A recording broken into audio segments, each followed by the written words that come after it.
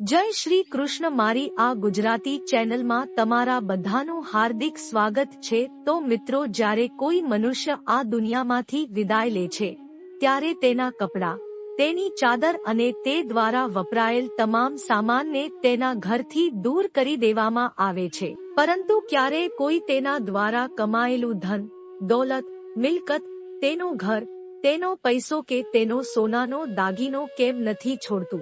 ગળાનો હાર અને સોનાની અંગૂઠી પણ ખેંચી કાઢી લેવામાં આવે છે।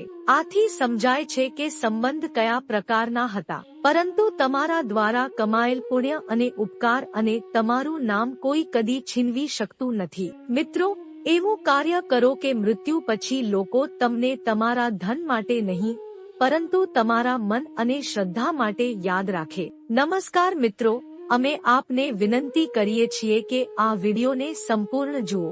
જો આપને અમારો પ્રયત્ન ગમે તો કૃપા કરીને વિડિયોને લાઈક કરો અને નીચે કોમેન્ટમાં જય શ્રી રાધે કૃષ્ણ લખો। અને જો હજી સુધી અમારી ચેનલને સબસ્ક્રાઇબ નથી કર્યું તો તરત જ સબસ્ક્રાઇબ કરો અને બેલ આઇકન દબાવો, જેથી અમારા નવા પ્રેરણાદાયક વિડિયોઝ સૌથી પહેલા તમારી પાસે પહોંચે। ચાલો મિત્રો, આ આત્મીયતા અને પ્રેરણાથી ભરપૂર પ્રવચન તરફ આગળ વધીએ। શ્રીમદ ભગવદ ગીતામાં ભગવાન શ્રી કૃષ્ણ કહે છે કે જેમ પ્રકાશની જ્યોતિ અંધકારમાં ઝગમગાવે છે, તેમ જ સત્ય પણ ઝગમગાવે છે। મૃત્યુ એક અડગ સત્ય છે જે ક્યારેય બદલાઈ શકતું નથી। આ સંસારનું નિર્માણ થયા પછીથી જન્મ અને મૃત્યુનું ચક્ર ચાલુ જ છે। મનુષ્ય ભલે જ્ઞાનના દરેક પાસાને સમજી લે, દુનિયાને જાણીને કંઈક નવું સર્જન કરેલ હોય, પરંતુ જો પોતાને નહીં ઓળખે તો તે અજ્ઞાનમાં જ જીવે છે। ભગવાન શ્રી કૃષ્ણ કહે છે, જો કોઈ તમને ઠુકરાવે તો દુઃખ ન માનવું, કારણ કે હકીકતમાં તેઓ તમારી કિંમત નથી જાણતા। સમય પસાર થવા દે, કારણ કે પરમાત્મા તમારું ધૈર્ય પરીક્ષણ કરે છે। ચહેરા પર હંમેશા હાસ્ય રાખવાનું એનો અર્થ એ નથી કે જીવનમાં સંઘર્ષ નથી, પરંતુ પરમાત્મા પર વધુ વિશ્વાસ છે। જીવનમાં કંઈ મોટું હાંસલ કરવું હોય તો બે વાતો હંમેશા યાદ રાખો। એક, જે ગુમાવ્યું છે તેનું દુઃખ ન કરો। બે, જે પ્રાપ્ત કર્યું છે તે પણ કોઈના કરતા ઓછું નથી। જીવનમાં આપણે કેટલા સાચા અને કેટલા ખોટા છીએ એ ફક્ત બે જ વ્યક્તિઓ જાણે છે, પરમાત્મા અને અંતરાત્મા। નકારાત્મક વિચારોને મનમાં પ્રવેશવાની પરવાનગી ન આપો, કારણ કે એ જ એક વસ્તુ છે જે આપણો આત્મવિશ્વાસ ઓછો કરી દે છે। જીવનનું સાચું સૂત્ર એ છે કે જે ખોવાઈ ગયું છે તેનું દુઃખ ન કરો, અને જે મેળવ્યું છે તેનાથી સંતુષ્ટ રહો। નિરાશાની સાથે નહીં, આશાની સાથે જીવતા શીખો। જ્યાં સુધી આપણે ભૂતકાળની ચિંતા કરતા રહીશું અને ભવિષ્યની ફિકર કરતા રહીશું, ત્યાં સુધી વર્તમાનનો આનંદ ગુમાવતા રહીશું। તેથી જીવનનું એકમાત્ર સૂત્ર એ છે કે વર્તમાનમાં જીવો, આ પળને જીવો, કારણ કે આ પળ જ આપણી અસલી સંપત્તિ છે। ભવિષ્ય અપ્રમાણિત છે, પરંતુ જે તમારા પાસે છે તે જ તમારું વાસ્તવિક જીવન છે। મિત્રો, જ્યારે રાજા દશરથ તેમના ચારેય પુત્રોને લઈને રાજા જનકના દ્વાર પર પહોંચ્યા, ત્યારે રાજા જનકે આદરપૂર્વક બારાતનું સ્વાગત કર્યું। તે વખતે દશરથજી આગળ વધી અને જનકજીના પગ પકડ્યા। રાજા જનકે દશરથજીને ઊભા રાખ્યા અને કહ્યું, મહારાજ, આપ મોટા છો અને વરપક્ષવાળા છો, આ ઉલટી ગંગા કેમ વહે છે? આ પર દશરથજીએ ખૂબ જ સુંદર વાત કહી, મહારાજ, આપ કન્યાદાન કરી રહ્યા છો, હું તો યાચક છું, તમારી પાસે કન્યા માગવા આવ્યો છું। હવે તમે જ કહો, દાતા અને યાચકમાં કોણ મોટું છે? આ સાંભળી જનકજીના નેત્રોમાંથી આંસુ વહેવા લાગ્યા। ભાગ્યશાળી છે એ પિતાઓ કે જેમને દીકરીઓ હોય છે, પરંતુ બધા પિતાના ભાગ્યમાં દીકરીઓ હોતી નથી। ભગવદ ગીતામાં ભગવાન શ્રીકૃષ્ણ કહે છે, જોઉં તો આ સંસાર કેટલો સુંદર અને આકર્ષક દેખાય છે, પરંતુ આ સંસારનું વાસ્તવિક સત્ય એ છે કે આ બધું નાશવંત છે।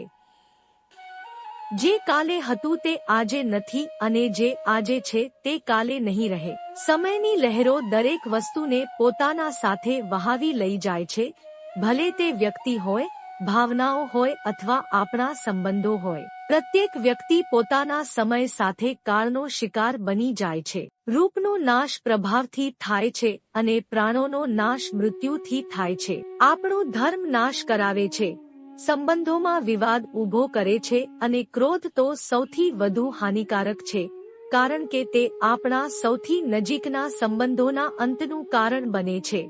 પરંતુ એક ભાવના એવી પણ છે જે આ બધાથી વધુ હાનિકારક છે, અને તે છે અહંકાર. અહંકાર એ એકલો જ તમામ ગુણો, સંબંધો અને તમારા સ્વાભિમાનને પણ નાશ કરવામાં સક્ષમ છે. આ કારણ છે કે જ્ઞાનને પોતાના નજીક આવવા દો, તેને સ્વીકારો, પરંતુ અહંકારને ક્યારેય નજીક ન આવવા દો. કારણ કે જો એકવાર અહંકાર તમારી પાસે આવી ગયો તો તે ધીમે ધીમે તમારા જીવનમાં એકત્રિત થયેલા દરેક સારી બાબતોનો નાશ કરી નાખે છે. ચાહે તે તમારા ગુણો હોય, તમારું ધન હોય, તમારા મિત્રો હોય અથવા તમારા આનંદનો કોઈ સ્ત્રોત હોય, અહંકારના આગમનથી આ બધું નાશ પામી શકે છે. શ્રી કૃષ્ણ કહે, હે વિનમ્રતાને અપનાવો અને સમજો કે આ જીવનમાં કાંઈ પણ શાશ્વત નથી. આ સંસાર એક યાત્રા છે જ્યાં આપણે સારા કર્મો સાથે આગળ વધવું છે. જે વીતી ગયું તે જવા દો અને જે આવવાનું છે તેના માટે તૈયાર રહો. કાન્હા કહે છે, દૂધને દુઃખ આપો તો દહીં બને છે, દહીંને મથો તો માખણ બને છે, માખણને ગરમ કરો તો ઘી બને છે. દૂધ કરતાં મોંઘું દહીં છે, દહીં કરતાં મોંઘું માખણ છે, અને માખણ કરતાં મોંઘું ઘી છે. પણ આ ચારેયનો મૂળ હેતુ એક જ છે, સફેદપણું. આનો અર્થ એ છે કે વારંવાર કષ્ટો અને સંકટો આવવા છતાં પણ જે વ્યક્તિ પોતાનો સ્વભાવ નહીં બદલતો, સમાજમાં તે વ્યક્તિની કિંમત જળવાય છે. દૂધ ઉપયોગી છે, પરંતુ ફક્ત એક જ દિવસ માટે, પછી તે ખરાબ થઈ જાય છે. દૂધમાં થોડું છાશ ઉમેરી દો તો ઘણું દહીં બને છે, જે ફક્ત 2 કે 3 દિવસ ટકે છે. દહીંનું મથન કરો તો માખણ બને છે, જે થોડા દિવસ ટકે છે. માખણને ઉકાળો તો ઘી બને છે, જે ક્યારેય ખરાબ થતું નથી. એક જ દિવસમાં ખરાબ થઈ જતા દૂધમાં ક્યારેય ખરાબ ન થતું ઘી છુપાયેલું છે. આ જ રીતે તમારું મન શક્તિઓથી ભરપૂર છે. તેમાં થોડા સકારાત્મક વિચારો નાખો અને ચિંતન કરો. તમારા જીવનને પરખો અને પછી જોવો કે તમે ક્યારેય હાર માનશો નહીં. મિત્રો, જ્યારે પણ આપણે મંદિરે જઈએ છીએ તો ભગવાનની સામે શીશ ઝુકાવીએ છીએ અને આપણી છાઓની સૂચિ રાખીએ છીએ. પરંતુ શું તમે ક્યારેય વિચાર્યું છે કે ભગવાનને કેવું લાગતું હશે જ્યારે તેમના ભક્તો ફક્ત પોતાની ઈચ્છાઓ પૂર્ણ કરાવવા આવે છે? મળવા માટે નહીં, લોકો મંદિરે જાય છે, પોતાની માગણીઓ કરે છે, અને જો તેમની ઈચ્છાઓ પૂર્ણ નથી થતી તો તેઓ નિરાશ થઈ જાય છે. પરંતુ શું આ જ દેવની આરાધના છે? શું આપણે તેમને ફક્ત પોતાના સ્વાર્થ માટે જ યાદ કરીએ છીએ? આપણે વિચારવું જોઈએ કે ભગવાનના સમક્ષ શીશ ઝુકાવવાનો સાચો હેતુ શું હોવો જોઈએ. ભગવાને આપણને પહેલાથી જ ઘણું બધું આપી દીધું છે, સ્વાસ્થ્ય, જીવન અને અપાર ભાવનાઓ. અપેક્ષાઓ માંગતા પહેલા ભગવાનને આભાર માનવાનું શીખવું જોઈએ. આગલી વાર જ્યારે તમે મંદિરે જાઓ તો ભગવાન સમક્ષ હાથ જોડીને કહો, આભાર પ્રભુ, તમે જે કંઈ આપ્યું છે તેનાથી હું પ્રસન્ન છું. મને ફક્ત માર્ગદર્શન આપો કે હું મારા કર્મો દ્વારા વધુ સારું કરી શકું. જો આપણે ફક્ત માંગવા જ ભગવાન પાસે જઈશું તો પોતે ખૂબ નાનો અનુભવ કરાવશે, પરંતુ જો આપણા પરિશ્રમ અને કર્મોથી જે કંઈ મળી રહ્યું છે તે માટે ભગવાનને આભાર માનવા જઈશું તો એ જ સાચી ભક્તિ છે. ત્યારે જ આપણને ભગવાનની કૃપા અને આશીર્વાદ સાચા અર્થમાં પ્રાપ્ત થશે. એક નાનકડા ગામ માયાપુરમાં ભગવાન વિષ્ણુનું પ્રાચીન મંદિર હતું. મંદિરના આગળ એક મોટો અને સુંદર બગીચો હતો. આ બગીચાની સંભાળ હરિ નામનો એક માળી રાખતો હતો, જે તેની પત્ની રાધા સાથે ત્યાં નાની ઝૂંપડીમાં રહેતો હતો. રાધા ઘરના કામકાજ કરતી અને ખાલી સમયે મંદિર જઈને ભગવાન વિષ્ણુના ભજન ગાતી. એક દિવસ રાધા પોતાની ઝૂંપડીની બહાર વૃક્ષ નીચે બેઠી ભજન ગાઈ રહી હતી. અચાનક એક મોર તેની તરફ આવતા નજરે પડ્યો. મોર ધીમે ધીમે તેની નજીક આવ્યો અને પાંખો ફેલાવી સુંદર નૃત્ય કરવા લાગ્યો. રાધા તેને જોઈને મલકાઈ. ભજન પૂરું થતાની સાથે મોર ત્યાંથી ચાલ્યો ગયો. સાંજે રાધાએ હરિને આ ઘટનાની વાત કરી. હરિ મલકાતા બોલ્યો, અરે, મેં તો કોઈ મોર નથી જોયો. બીજા દિવસે રાધા ફરી ભજન ગાવા બેઠી તો એ મોર ફરી આવ્યો અને ભજનના સૂરો પર નાચતો રહ્યો. ભજન પૂરું થતાની સાથે મોર ફરી અદૃશ્ય થઈ ગયો. આ રોજનું ચક્ર બની ગયું. રાધા જ્યારે પણ ભજન ગાતી, મોર ત્યાં આવી નાચવા લાગતો. રાધાને આ ચમત્કારિક લાગ્યું અને તે મંદિરના પૂજારી પાસે ગઈ અને આ વિશે પૂછ્યું. પૂજારીએ ધ્યાનથી વાત સાંભળી અને કહ્યું, બેટી, કદાચ આ કોઈ સંતનો આત્મા છે જે મોરના રૂપમાં છે અને ભગવાનના ભજનોથી પ્રસન્ન થઈને નાચે છે. કેટલાક દિવસો પછી રાધાએ હરિને કહ્યું, આ મોર દરરોજ મારા ભજન સાંભળવા આવે છે. મને નથી સમજાતું કે આ સામાન્ય પક્ષી કેવી રીતે હોઈ શકે. હરિ હસતા બોલ્યો, અરે, આ બગીચો છે. અહીં પક્ષીઓ આવતા જ રહે છે.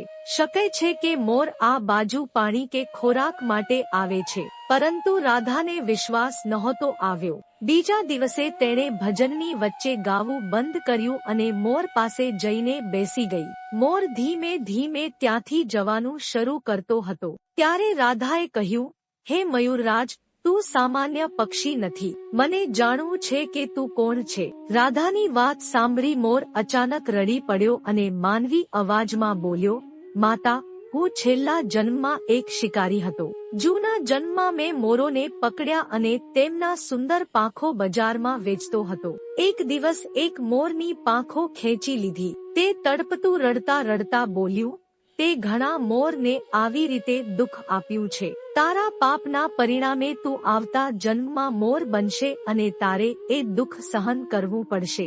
પછી રાધા એ કહ્યું કે હું તમારી શું મદદ કરી શકું જેથી તમે આ પાપમાંથી મુક્ત થઈ શકો. મોર રડતા રડતા કહેવા લાગ્યો, માતા, આ શ્રાપથી મુક્ત થવા માટે તમને અને તમારા પતિને 7 દિવસ ઉપવાસ સાથે યજ્ઞ કરવો પડશે. ભગવાન વિષ્ણુની કૃપાથી તે પછી મને મુક્તિ મળશે. રાધાએ આ વાત હરિને કહી. હરિએ પૂજારીની સલાહ લઈને યજ્ઞ શરૂ કર્યો. 7 દિવસ સુધી ઉપવાસ સાથે યજ્ઞ ચાલ્યો. 7મા દિવસે અંતિમ આહુતિ સાથે મોરનું મૃત્યુ થયું. 9 મહિના પછી રાધાને એક તેજસ્વી પુત્રનો જન્મ થયો. આ રીતે ભગવાન વિષ્ણુની કૃપાથી મોરને તેના શ્રાપથી મુક્તિ મળી અને રાધા અને હરિને તે પુત્રના રૂપમાં પુનઃ પ્રાપ્તિ મળી. આ વાર્તા પરથી આપણે એટલું તો શીખી જ શકીએ કે પાપ અને પુણ્યના ફળ કોઈને કોઈ રૂપે જરૂરથી મળે છે. મોર તરીકે પુનર્જન્મ લેનારો શિકારી તેના પાપો માટે પ્રાયશ્ચિત કરે છે અને વિષ્ણુ ભક્તિ દ્વારા મુક્તિ પ્રાપ્ત કરે છે. આથી કહેવામાં આવે છે કે શુભ મનથી ભગવાનનું સ્મરણ અને ભક્તિ આપણને આપણા કષ્ટોથી મુક્તિ અપાવે છે. દયાલુતા, કરુણા અને પ્રાયશ્ચિતનો માર્ગ હંમેશા આપણી આત્માને શાંતિ તરફ દોરી જાય છે. શ્રીમદ ભાગવત ગીતામાં ભગવાન શ્રી કૃષ્ણ અર્જુનને કહે છે, અરે અર્જુન, જે ન તો કદી ખુશ થાય છે, ન તો કોઈ પ્રત્યે દ્વેષ રાખે છે, ન તો શોક કરે છે ને ન તો કોઈ કામનાથી ચિંતિત રહે છે, અને જે શુભ અને અશુભ તમામ કર્મોનો ત્યાગ કરે છે, તે જ્ઞાની પુરુષ મને અત્યંત પ્રિય છે. મને પ્રાપ્ત કરવા 3 રસ્તા છે. 1. જ્ઞાન યોગ, 2. ધ્યાન યોગ, 3. કર્મયોગ, જેમાં કર્મયોગ સર્વશ્રેષ્ઠ છે. જેમ એક વ્યક્તિ જૂના વસ્ત્રો ત્યાગી નવા વસ્ત્રો ધારે છે, તે જ રીતે આત્મા જૂના શરીરનો ત્યાગ કરીને નવા શરીરને ધારણ કરે છે. આ જ પ્રકૃતિનો નિયમ છે. આ સત્યને સ્વીકારી નિર્ભય બનીને વર્તમાનમાં જીવવું જોઈએ. જે વ્યક્તિ મને જાણે છે તેના માટે આ જગતમાં બીજું કશું જ જાણવું બાકી રહેતું નથી. એવો મનુષ્ય જન્મ અને મરણના બંધનોથી મુક્ત થઈ જાય છે. જે વ્યક્તિ શ્રીમદ ભાગવત ગીતા વાંચે છે અને તેના પર અમલ કરે છે, તેના બધા દુષ્કર્મ સમાપ્ત થઈ જાય છે. જે નસીબમાં છે તે દોડીને આવશે અને જે નસીબમાં નથી તે આવીને પણ દૂર જતું રહેશે. જેમ પવનના ઝોંકા પાણીના તળાવને ભટકાવી નાખે છે, જેમ મનુષ્યની ઈચ્છાઓ તેના બુદ્ધિને ભટકાવી નાખે છે, તેમ ખુશી મેળવવા માટે કામ કરશો તો ખુશી નહીં મળે, પણ ખુશીથી કામ કરશો તો ખુશી જરૂર મળશે. એ ચિંતા છોડી દો કે લોકો તમારા વિશે શું વિચારે છે, કારણ કે મોટા ભાગના લોકો તો એ ચિંતા કરતા રહે છે કે તમે તેમના વિશે શું વિચારો છો. સફળતા કંઈ જ નથી, તે તો એક અસફળ વ્યક્તિના સંઘર્ષની કહાણી છે. તમારા વિરુદ્ધ થતી વાતોને શાંતિથી સાંભળો. વિશ્વાસ રાખો કે સમય જ તેમને શ્રેષ્ઠ જવાબ આપશે. જે વ્યક્તિએ પોતાની ઈચ્છાઓ પર કાબુ મેળવી લીધો છે, તેની જીતને દેતાઓ પણ હારમાં ફેરવી શકતા નથી. જો લોકો તમારી સારી બાબતોને તમારી નબળાઈ સમજે છે, તો તે તેમની સમસ્યા છે. તમે દર્પણ છો, દર્પણ બનીને જ રહેવું. ચિંતા ના કરો કે કોણ તમને કેવો કહે છે. કાંકરી તે જ ફેંકે છે જેમનો ચહેરો ખરાબ હોય છે. શ્રીમદ ભાગવત ગીતામાં ભગવાન શ્રીકૃષ્ણ કહે છે, અરે અર્જુન, તું શું લઈને આવ્યો હતો જે તે ગુમાવી દીધું? તમે શું બનાવ્યું હતું જે નાશ પામ્યું? જે લીધો તે અહીંથી જ લીધો અને જે આપ્યું તે પણ અહીંથી જ આપ્યું. આજે જે તમારું છે તે કાલે કોઈ બીજાનું હશે, કારણ કે બદલાવ જ આ જગતનો નિયમ છે અને સમય સાથે દરેક વસ્તુ બદલાવના નિયમનું પાલન કરે છે. ભગવાન શ્રીકૃષ્ણ કહે છે કે કર્મ યોગ એ જ એવો યોગ છે જે મારફતે આપણે જીવાત્માથી જોડાઈ શકીએ છીએ. કર્મ યોગ આપણામાં આત્મજ્ઞાનને જગાવી દે છે. આ પછી આપણે ન માત્ર આપણા વર્તમાન જીવનના હેતુઓને ઓળખી શકીએ છીએ, પરંતુ જીવન પછીની ગતિનું પણ પૂર્વાનુમાન મેળવી શકીએ છીએ. આ યોગ દ્વારા કર્મના માધ્યમથી ઈશ્વરની પ્રાપ્તિ થાય છે. શ્રીમદ ભાગવત ગીતામાં કર્મયોગને સર્વશ્રેષ્ઠ માનવામાં આવ્યું છે. ગૃહસ્થ અને કર્મત્યાગ વ્યક્તિ માટે કર્મયોગ વધુ ઉપયોગી છે. કર્મયોગ બતાવે છે કે કર્મ માટે કર્મ કરો, આસક્તિ રાખ્યા વિના કર્મ કરો. કર્મયોગી માટે કર્મ કરવાનું જ મહત્વપૂર્ણ છે. તે કર્મનો ત્યાગ નથી કરતો, પરંતુ ફળનો ત્યાગ કરે છે અને દુઃખોથી મુક્ત રહે છે. કર્મયોગીની સ્થિતિ આ દુનિયામાં દાતા જેવી હોય છે. તે કંઈ પણ મેળવવાની ચિંતા કર્યા વિના આપે છે અને બદલામાં કશું માગતો નથી. આથી તે ક્યારેય દુઃખના ફંદામાં ફસાતો નથી. આ જગતનું કોઈ પણ કાર્ય બ્રહ્મથી અલગ નથી. તેથી કાર્યની પ્રકૃતિ કંઈ પણ હોય, નિષ્કામ કર્મ હંમેશા ઈશ્વર માટે સમર્પિત બને છે. હે અર્જુન, પુનર્જન્મનું કારણ હે વાસનાઓ અથવા વધારાની કામનાઓનો સંગ્રહ. કર્મયોગી કર્મફળની ચિંતામાં નથી ફસાતો અને વાસનાઓનો સંગ્રહ પણ નથી કરતો. આ રીતે કર્મયોગી પુનર્જન્મના બંધનોથી મુક્ત થઈ જાય છે. ભગવાન શ્રીકૃષ્ણ કહે છે કે મનુષ્યનું મન પવનની જેમ ચંચળ છે. મન જ છે જે મનુષ્યને કામ અને વાસનાની તરફ ભટકાવે છે. જીવનમાં સફળતા મેળવવા માટે મન પર કાબુ મેળવવો અતિ આવશ્યક છે. મનને વશમાં કરવાથી જીવનની શક્તિઓને નિયંત્રિત કરી શકાય છે અને કાર્યોમાં સફળતા મળે છે.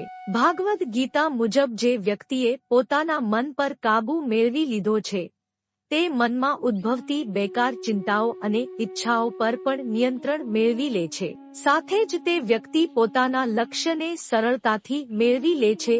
મિત્રો, કર્મયોગનો આ માર્ગ આપણને જીવંત રહેવા માટે માત્ર શિક્ષણ નથી આપતો, પરંતુ જીવનની ઊંડાઈને પણ સમજાવે છે. ભગવાન શ્રીકૃષ્ણના આ ઉપદેશોમાં જે રહસ્યો છુપાયેલા છે, તે આપણા રોજિંદા જીવનમાં અમૂલ્ય માર્ગદર્શન આપે છે. કેટલાક લોકો વિચારશે કે નિષ્કામ કર્મ કરવું કેટલું સરળ છે, મન પર કાબુ મેળવવો કેવું મુશ્કેલ કાર્ય છે. પણ શું તમને નથી લાગતું કે જો ભગવાન શ્રીકૃષ્ણે આપણને આ માર્ગ બતાવ્યો છે, તો એ પણ ચોક્કસપણે શક્ય જ હશે. આગળના વિડીયોમાં આપણે આ માર્ગને વધુ ઊંડાણપૂર્વક સમજવાના છીએ. ભગવાન શ્રીકૃષ્ણના જ્ઞાનના આ મોતી જીવનના દરેક મુશ્કેલ મુદ્દાને સરળ બનાવી શકે છે. તો પછી શા માટે નિરાશ થવું? આદર્શ જીવન જીવવાની ચાવી તમારા હાથમાં છે. બસ તેને અમલમાં લાવવાની હિંમત રાખો. અમારા આગામી વિડીયોમાં જાણશો કે કઈ રીતે આ જ્ઞાનને આપણા રોજિંદા જીવનમાં અપનાવી શકાય અને કઈ રીતે દરેક સ્થિતિમાં શાંતિ અને સ્થિરતા મેળવી શકાય. તો મિત્રો, આવી જ પ્રેરણાદાયી અને જીવન બદલાવતી વાતો જાણવા માટે અમારી ચેનલને સબસ્ક્રાઇબ કરો. આ વિડીયોને લાઇક અને શેર કરીને અન્ય લોકો સુધી પણ અમૂલ્ય જ્ઞાન પહોંચાડો. અને હા, તમારા વિચારો અને પ્રતિક્રિયાઓ કોમેન્ટમાં શેર કરવાનું ભૂલતા નહીં, કારણ કે તમારા એક શબ્દો અમને નવી ઉર્જા આપે છે. મળીએ આગળના રસપ્રદ વિડીયોમાં, જ્યાં વાત કરીશું જીવનના એવા પાસાઓની જે સફળતા અને આનંદના દ્વાર ખોલી દેશે. મારો આખો વિડીયો જોવા માટે તમારો ખૂબ ખૂબ આભાર. જય શ્રી કૃષ્ણ.